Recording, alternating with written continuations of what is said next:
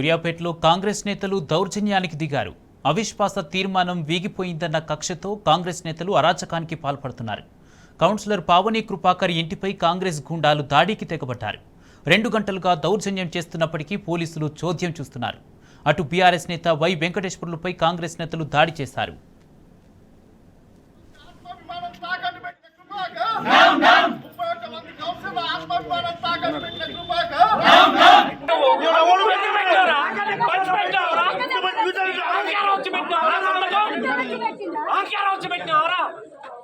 వచ్చినప్పుడు అన్ని ఫోటోలు తీసుకుంటున్నారా?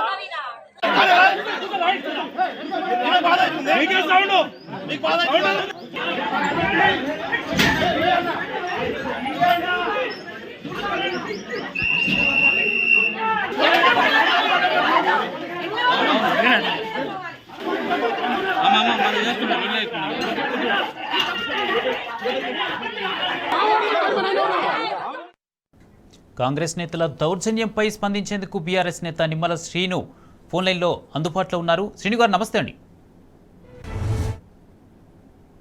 గండూరి పావని కౌన్సిలర్ గారు మన జరిగినటువంటి అవిశ్వాసంలో వారు గతంలో బీఆర్ఎస్ పార్టీ నుంచి పోటీ చేసి బీఆర్ఎస్ పోటీ చేసినటువంటి క్యాండిడేట్ జగదీశ్వర్ రెడ్డి గారి మీద ఉన్నటువంటి అభివృద్ధి వారు చేస్తున్నటువంటి మంచి కార్యక్రమాలు చూసి మళ్ళీ వారు బేస్మెంట్ పోయినప్పటికీ కూడా టీఆర్ఎస్ పార్టీకి మద్దతు తెలిపి అవిశ్వాసాన్ని వ్యతిరేకంగా ఇచ్చినందుకు అవతల కౌన్సిలర్లు మొత్తం ఒకటి ఏకమై ఒక దళిత మహిళలను దింపాలని ఒక కాన్సెప్ట్ తోటి ఒక కుట్రతోటి కాంగ్రెస్ బీజేపీలు ఒకటై ఈరోజు ఆ యొక్క కౌన్సిలర్ గారి ఇంటి మీదకి వచ్చి దాడి చేసి కారు అద్దాలు పలగొట్టడం, ఇంటి మీద దాడి చేయడం, కోడిగుడ్లతోటి రాళ్లతోటి కూడా దాడి చేయడం జరిగింది.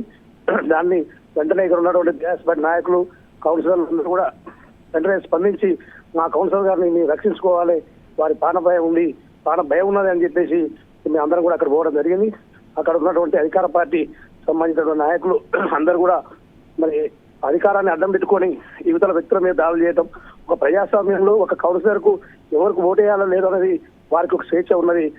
కానీ దౌర్జన్యంగా భయం బాధలు గురి చేసి ఓట్లు వేయించుకోవాలి, ఒక దొంగదారిన అవిశ్వాసాన్ని నెగ్గాలని చెప్పేసి ప్లాన్ చేస్తే వారు ఒప్పుకోకుండా ఇలా బీఆర్ఎస్ పార్టీకి వారు మద్దతు తెలపడంతో ఇలా అక్కస్తోటి అధికార పార్టీగా మేము ఓడిపోయినామని చెప్పి ఒక అక్కస్తోటి అధికార పార్టీ నాయకులు ఇక్కడ ఉన్నటువంటి మాజీ మంత్రి గారు రామోడి గారు సంబంధించిన వర్గీయులు, బీజేపీకి సంబంధించినటువంటి కౌన్సిలర్లు, బీజేపీ నాయకులందరూ కూడా భూకంపంగా దాడి చేయడం జరిగింది.